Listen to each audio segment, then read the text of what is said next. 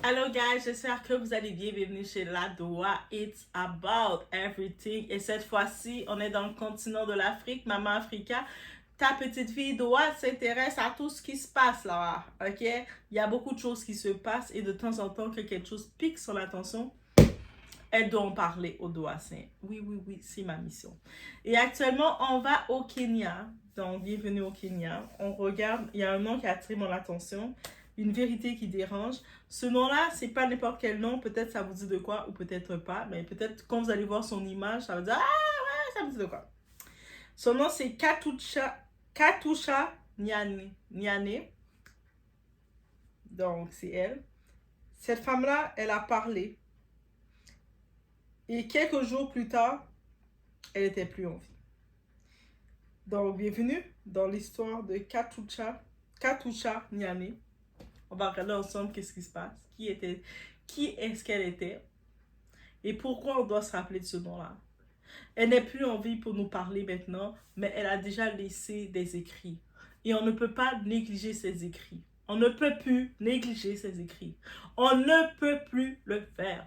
So, on est chez la Doha. As you know, it's about everything. On supporte Doha parce que Kevin Doha, il y a une mission derrière tout ça. Donc, on sort des noms comme ça, mais ils ont fait quelque chose et puis on peut pas les laisser. On peut pas laisser leur combat sur silence. On ne peut plus. Donc, on y va sans perdre de temps. Vous savez quoi faire. On supporte Doha, les likes, les boosts, les cœurs. Et on y va.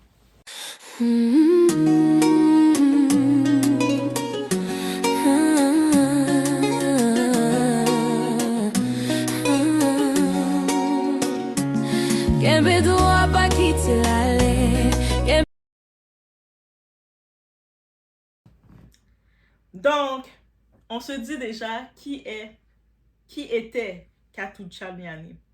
Qui elle était? C'était qui? Katusha Nyane, ce n'était pas juste un mannequin.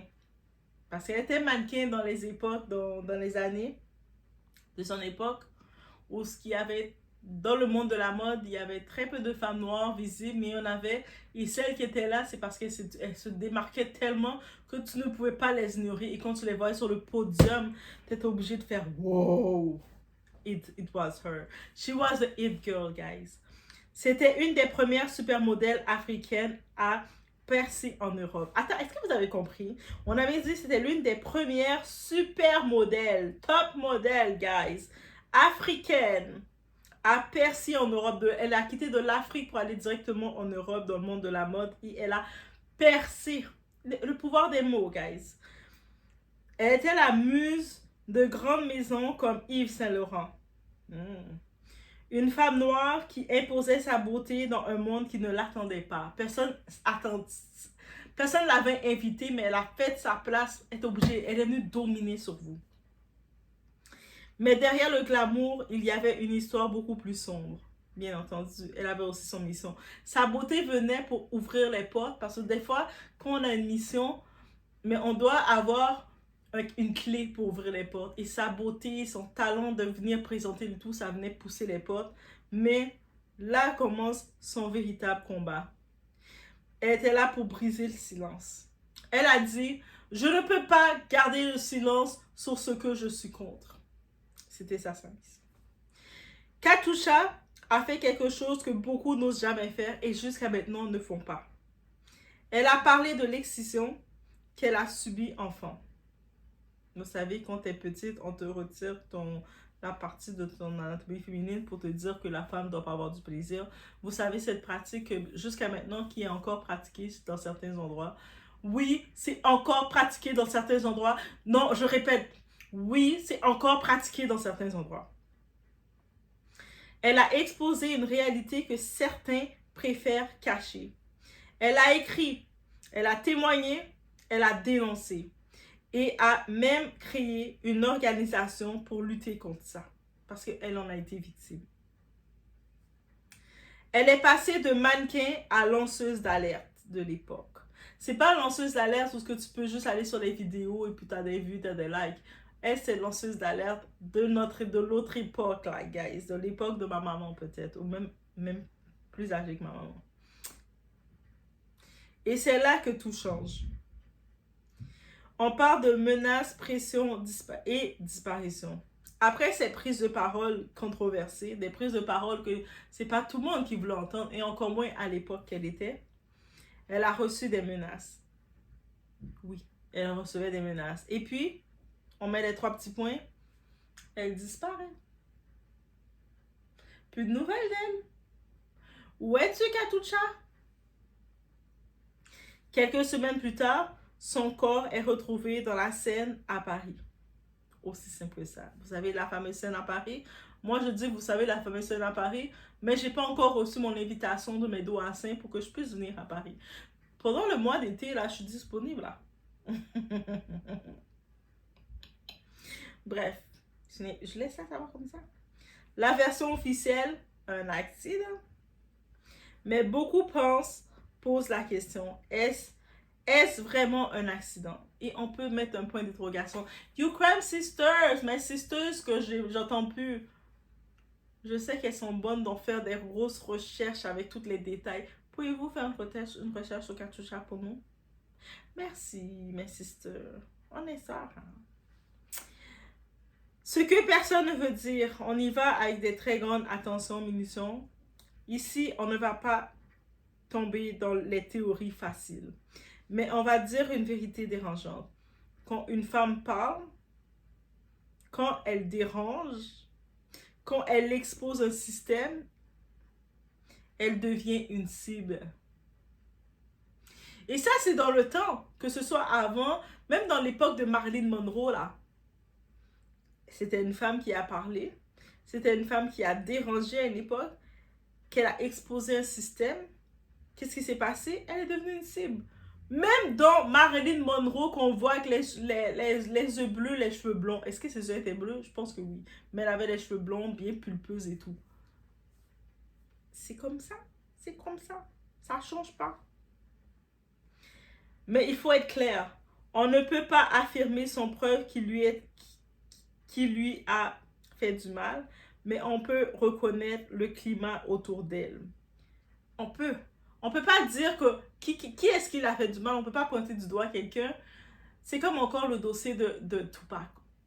Il y a plein de théories qui viennent autour de lui, mais il n'y a pas encore de faits qui viennent conclure quoi que ce soit. Mais par contre, on peut sentir que, avec le climat autour d'elle, on peut justifier qu'il y a eu de la pression, il y a eu du silence, il y a eu du tabou. On peut dire ça. Parce que la mission qu'elle était venue faire, c'était une mission dangereuse. Et quand on a une mission, notre mission n'est jamais facile, mais c'est pour servir les gens. Et sa mission était pour servir les gens suite à ce qu'elle-même avait vécu étant enfant. Le vrai problème, ce n'est pas juste ce qui est arrivé à Katucha. C'est le silence autour de ce qu'elle dénonçait. Et en 2026, j'ai comme mon esprit, mon âme me dit, il y a certaines fois, certains sujets, je me dis, oh non, on ne peut pas en parler. Le monde, de toute façon, ils ne vont pas être intéressés à savoir ça. Maintenant, je me dis, ne pas parler de quelque chose de choquant que tu dois parler, c'est que tu approuves ça. Et je me dis, je ne peux pas approuver ça quand je n'approuve pas. Je ne peux pas. Je peux pas faire, ok, c'est beau, non. Et c'est pour ça qu'on en parle. Le silence autour de ce qu'elle dénonçait. Jusqu'à maintenant, l'époque qu'elle dénonçait ça, elle avait son combat pour l'excision. Jusqu'à maintenant, en 2026, il continue de le pratiquer. Il y a des endroits qui ont commencé à se fermer à le faire, merci. Mais il y a encore trop d'endroits qui continuent de le faire, malgré tout. Parce que je vous dis, l'ennemi de la femme, c'est la femme. La femme, on est les ambassadrices du patriarcat de se détruire entre nous. Souvent, les femmes vont dire elles-mêmes, elles ont souffert, donc c'est normal que les autres femmes doivent souffrir. Pourquoi toi, tu ne devrais pas souffrir comme moi, j'ai souffert?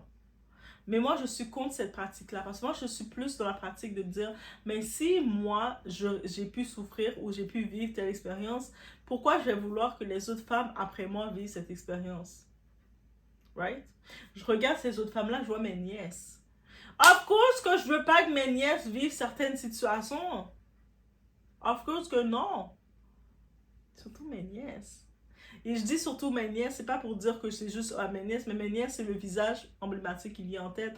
Mais je pense à que ce soit mes nièces, que je pense à ta nièce, à toi aussi, à ta fille, à toi aussi, peut-être ma future fille aussi. Derrière mes nièces, il y a ma future fille qui est quelque part, qui est derrière elle, parce que mes nièces vont être les grandes cousines.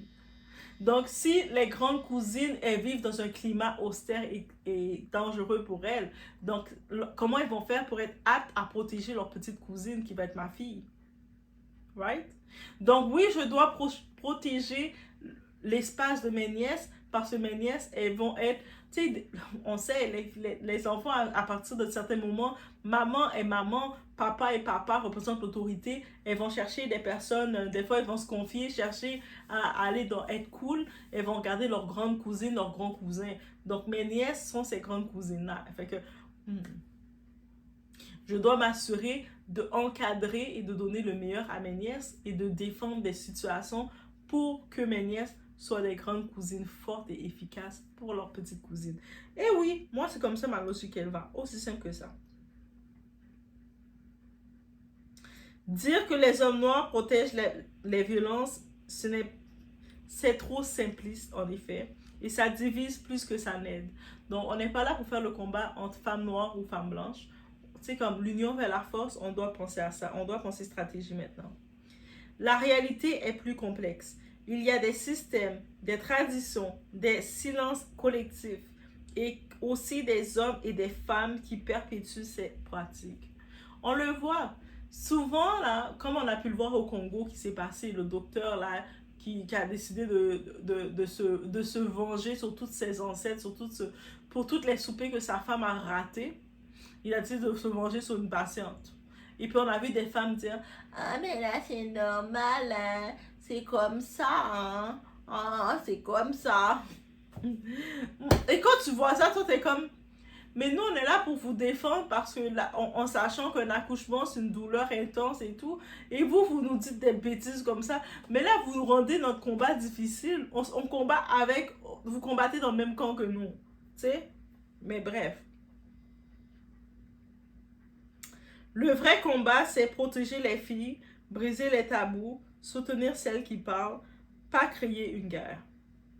Katusha Nyane, ce n'est pas juste une histoire tragique, c'est un symbole. Une femme qui a refusé de se taire, une femme qui a utilisé sa voix, une femme qui a payé le prix du courage. On ne saura peut-être jamais toute la vérité, mais une chose est sûre, le silence fait plus de mal que les mots. Donc, de garder le silence, d'éviter de parler, d'éviter de mettre des faits, d'éviter de prononcer un combat qui a été fait. Elle avait une mission. Elle défendait quelque chose. Elle était activiste. Elle n'était pas juste mannequin, là. Et quand les gens disent, ah, il faut pas en parler parce que, ah, bah, c'est fini, il faut éviter tout ça, c'est que vous êtes en train de cracher sur sa vraie mission. Parce que sa vraie mission, c'était son activisme. La vraie mission qu'on a, notre vrai appel sur le monde, c'est de servir le monde. Le mannequinat, c'était pour pousser les portes pour pouvoir aller dans sa mission. Je fais le même exemple, je fais un petit pont, une petite parenthèse comme ça. C'est la même chose avec notre très chère Ariana. Tu sais, c'est comme, elle a utilisé le côté de l'influence pour pousser des portes. Maintenant, pour venir faire son message, passer un message. Aussi simple que ça. Donc, je vous laisse sur ce, guys. Faites attention à vous. Laissez-moi savoir, vous en pensez quoi. Et si vous avez plus d'informations sur ce dossier, partagez-le aussi. On se retrouve aux prochaines vidéos.